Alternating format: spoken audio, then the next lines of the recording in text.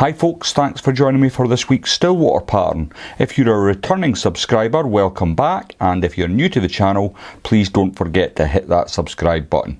So what you see in the vise is a Dragonfly Nymph, and without further ado, let's get into it.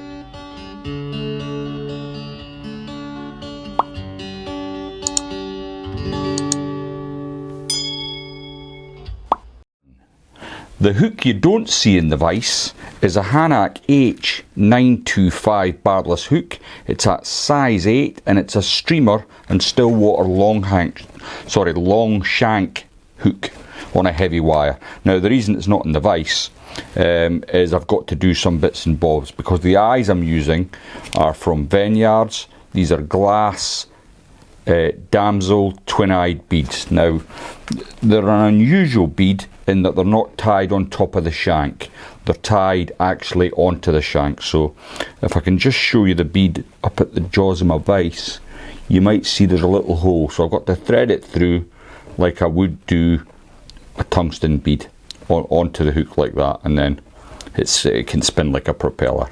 And you know, if you've got ADHD, you can spend hours doing that, but I'm not going to do that. I'm going to put it in the vise and stop messing about. And so this one, the flavour for this one is Iridescent Lilac. I don't know who sits in the rooms and makes these up, but quite amusing. It looks like a light purple to me. The thread I'm going to be using today is Veevus. It's the 8/0 and it's E04 red.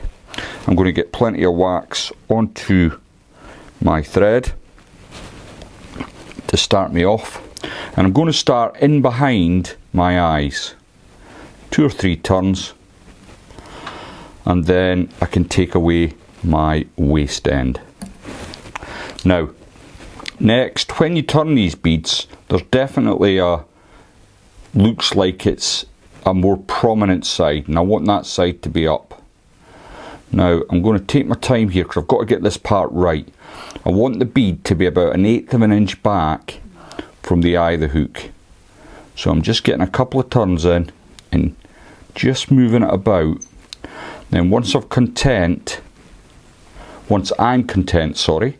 English is going to crap, that I've got the distance I need, I can then concentrate on just figurating over the bead. Now you've seen it's moving about on me here, but we're going to sort that out in a minute. So once I'm convinced I've got plenty of thread wraps in there, I'm going to get a few wraps in front, and I'm going to whip finish this off.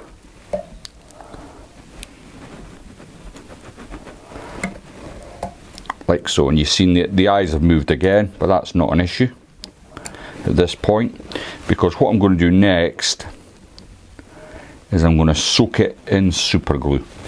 So I've got some super glue here. This is the glove stuff which I've been using of late, and I'm going to give it an absolute coating of that.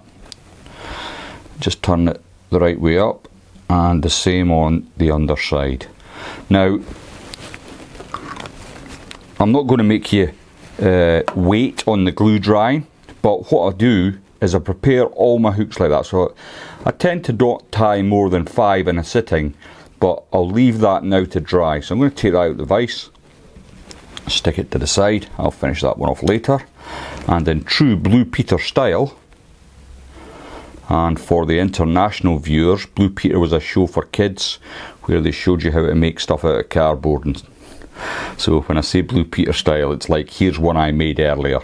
So this is all nice and dry now, and as you can see, the eyes don't swivel or move around because the super glue's dried. So I'll pick up my thread, and again I'm going to get plenty of wax on, just get the excess off, and I'm going to come in behind the eye and just catch that on all the way back up the shank. Nice touch and turns, plenty of wax there, and as I get near the end I can come in with my snips and remove my waist. Now as you've seen, it's got quite a long tail this, and as always I like to get a little bump of thread in just behind my tail, which helps stop tail fouling on the hook when you're fishing. Some people just like to put a couple of turns in behind their tail. I like to put a proper bump on, and this really does work. It's definitely worth doing. So in wide turns I'm going to come back up to behind the eye, and I'm going to add the first part of my tailing, which is this shank here. Now I'm sorry, but I have lost the packet, but I can describe it to you. It's a gold and pearl sort of mix shank, and what I want is, I don't want very much of it. I'm going to take a tiny bit like that, and then I'll take a little cut off. Now, when you do this with these shanks, you end up with straight cuts, and I don't want that, so I'm going to fan it out in my fingers, and I'm just going to ease some of the fibres up so I get a taper to this material, and then I can come in, see the length, and I want it to be about twice the length of the shank.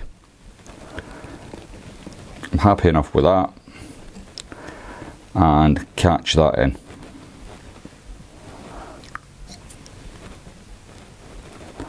Now once I've got it trapped, I can then remove this waste piece, and if I was of a mind to, I would simply put that down to the side, and then my next one, that's my tail ready to go. I'm just going to get it out of the way for now. Just remove that bit of waste, and that's looking hunky-dory. All the way back, just keep lifting the tail until you reach your bump, and that's looking pretty good. Fairly pleased with that.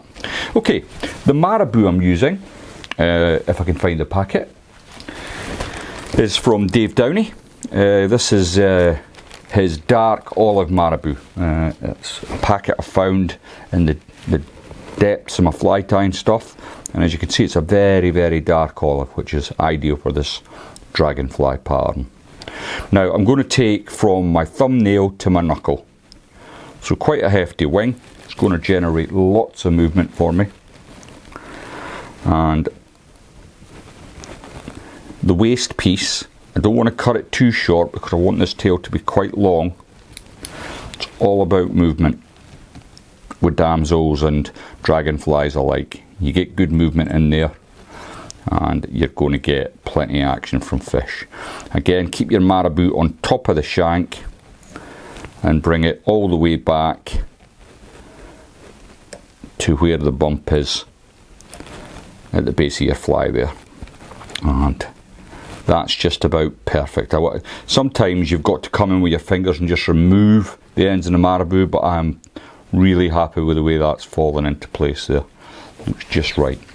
Now, you're going to get tail nips with this fly, there's no doubt about that. You know, it's a much longer tail, but if you tie it any shorter, you don't generate the movement, and that's the compromise, I suppose, that you've got to have.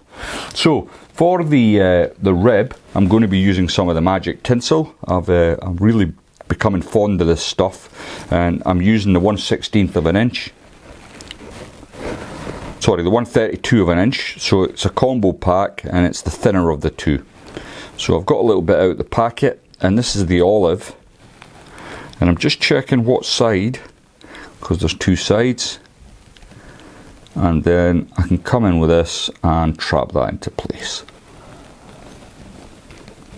I'll bring it all the way back, and what I'm looking out of this is for 3 turns onto my body, and the body is going to be some Troutstalkers dubbing, and it's in Sooty olive, and I should have already got some out of the packet to save time, but I didn't. So I've got some now, and I'm just teasing it out onto my fingers. So lovely stuff.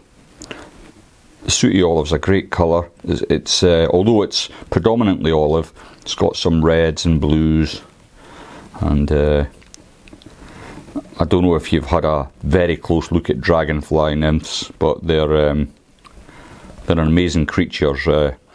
When I was on the Avon one year I was doing a little video with Alan Ward about the mayfly hatch, and we actually watched Dragonfly snatching mayfly out of the sky and then perching on a leaf somewhere and eating them. It was absolutely amazing. But they're ferocious predators themselves, the Dragonfly. So I've got a dubbing brush on and I'm going to bring it up my body. And what I want to do is this bit where I've got a taper going the wrong way, I'm just going to bulk that up. And I'm not so worried about that gap just in behind my eyes. I can fill that. Then with my rib, now with this magic tinsel, you can be quite harsh with it. It's very strong. So make sure you pull down fairly tight on it. You don't want to stretch it out of shape, but as I say, you can really bear down on it. And then bring your remaining piece up to the gap that you've left and tuck that into place. I'll just get a couple of turns in front of my rib before coming in with my snips and just removing my excess.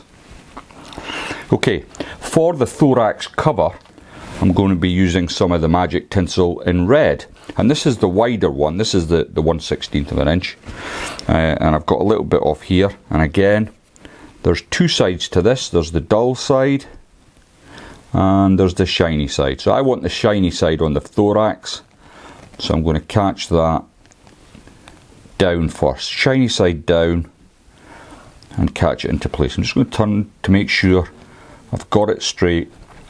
What you don't want to do is have this coming off at an angle. It doesn't look right and it won't sit right. So I've got that in place.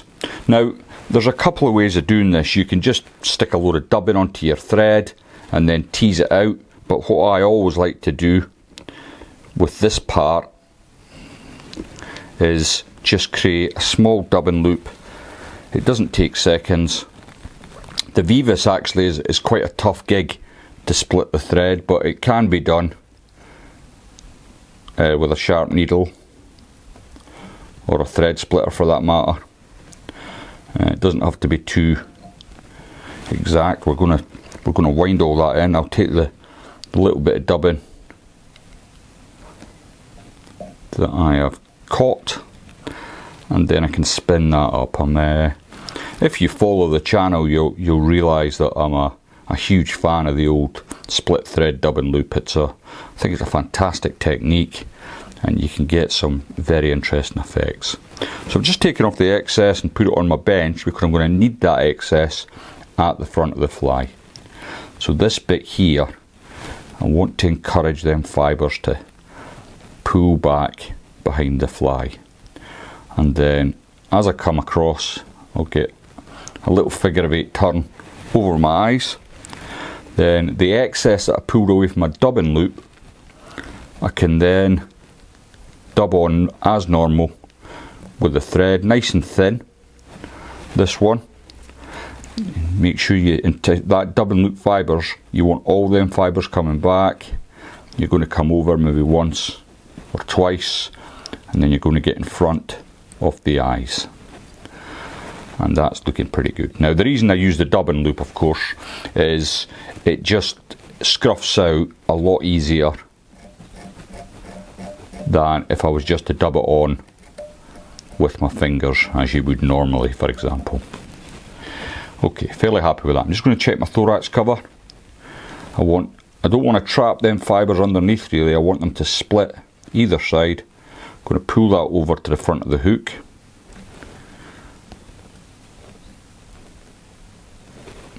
Like so.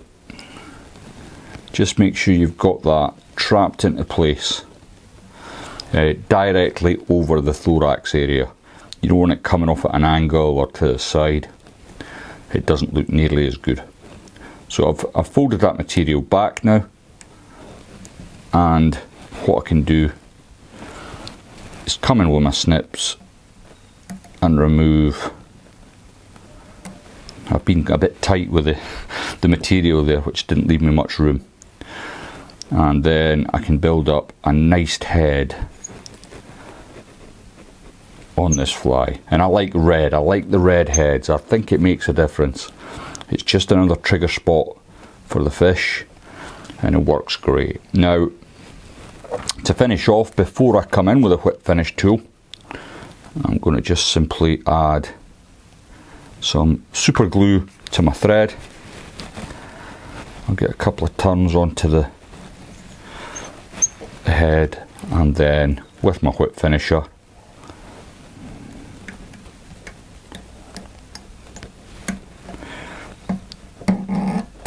I can finish that off nice and tight. And then if you want to be super neat, you can come in with some resin and cover that head, but I don't really bother. This fly will catch fish all day on a still water. Best fished sort of very late April, early May, right through into June and July. You should catch plenty of fish. As I say, you're going to get a lot of tail nipping. Don't be tempted to cut it down because you lose that movement. It is a compromise. I hope you enjoyed that. Lots of techniques, some lovely materials in there as well. I hope you got something out of it. If you haven't subscribed to the channel, please think about clicking the subscribe button before you go, and I'll see you all next time.